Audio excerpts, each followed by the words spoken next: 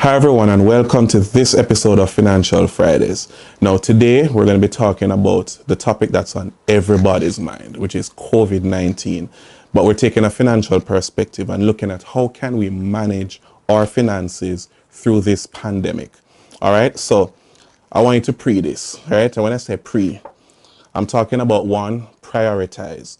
In a situation where everybody is scared and uncertain, it's a good time to stop, take a step back, and really prioritize. Look at what are the things that are most important to you, right? These things are going to include issues related to your health.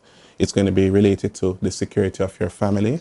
If you have children, you know, there's the education of your children right now. I know PEP is coming up, and I know a number of parents are concerned with the children being home and their education. And there, of course, their general health.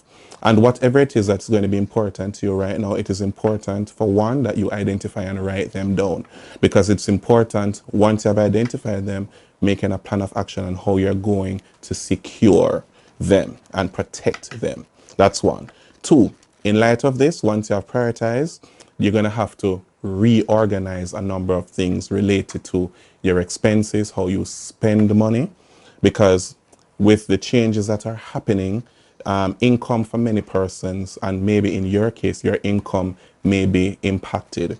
So you now have to reorganize how you're spending, how you're expending funds to see where can I cut back in some areas, redirect in some other areas in order to be able to maintain the impact that the COVID is going to be having on your individual finances. Now, what are some of the areas that would be our major expenses for persons? One, food. Children are home. You are home. You may be in quarantine or isolation.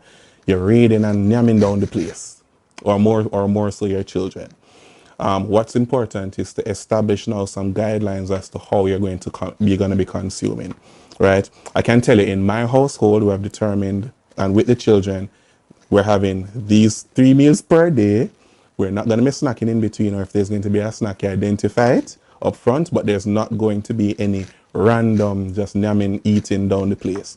Things like that you can do to help to control. And you need to now pay closer attention at what you're buying and what you're spending on in terms of your groceries. It's good that many of us can be home to cook, because you may be able to save some money there instead of the monies that you may have been discretionary spending on eating out, right? So reorganizing some of those expenses. There may be other expenses that you may have had. There you may be spending money on a number of different things that right now you may not be using or may not be important to you.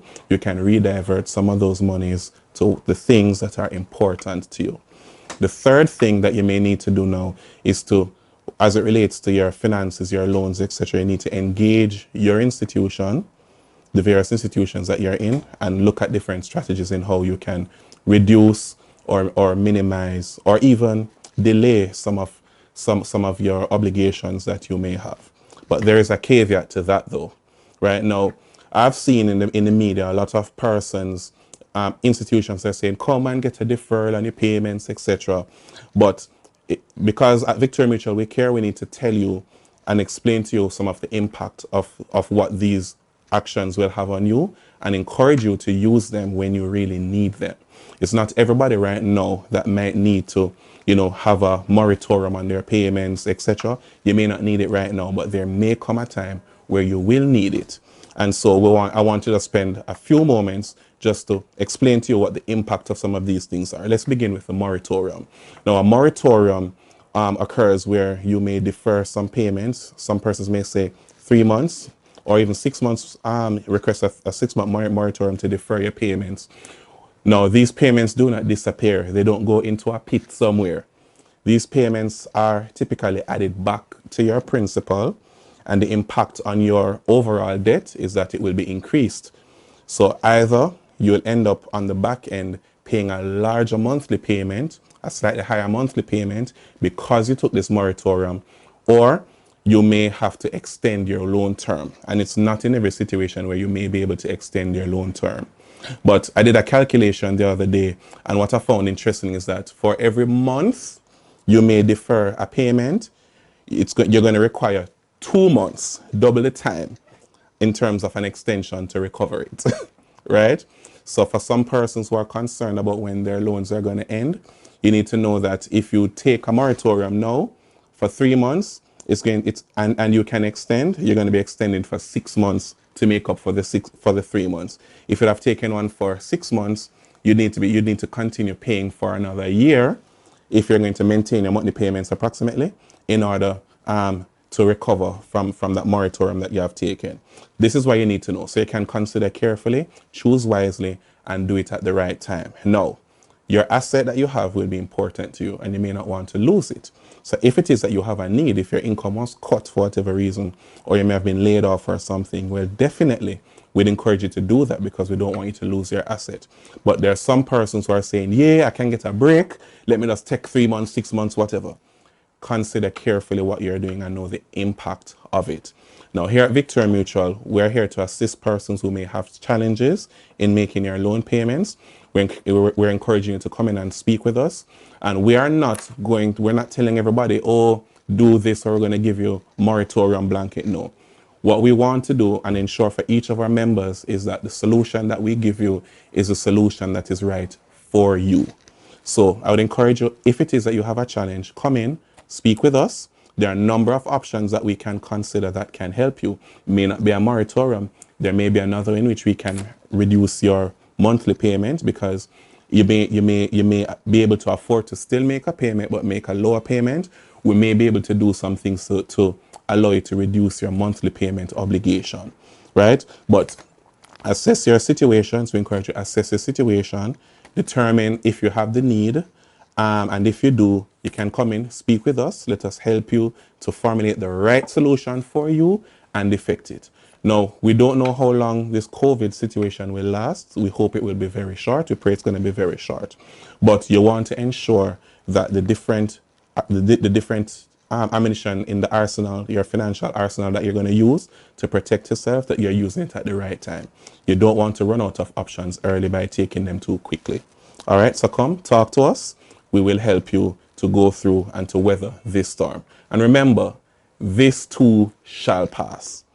One thing that may be useful is that in the midst of all of this, open your eyes, there may be opportunities for you also. There are some persons who may be looking for somewhere to buy, and there are persons who may have properties sitting down not doing anything, and they may decide that, look, it's not important for me right now to continue holding all of these real estate.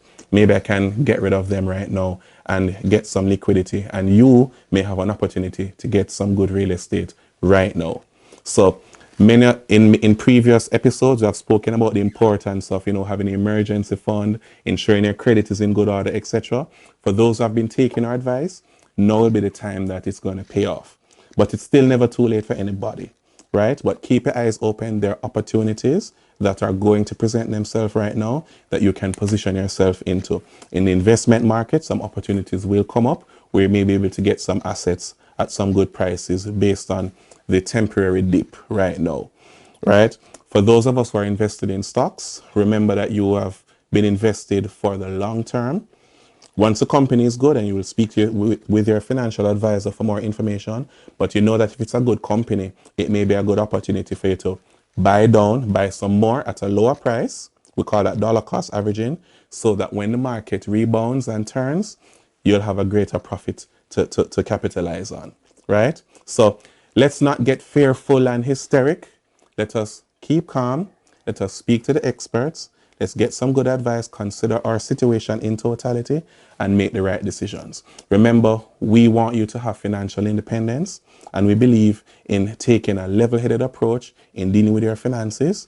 You will be able to accomplish the financial independence. And guess what? We're here to help you do it. All right? So, my name is Mendel Thompson. Thank you for tuning in to Financial Fridays, and we look forward to sharing more tips with you.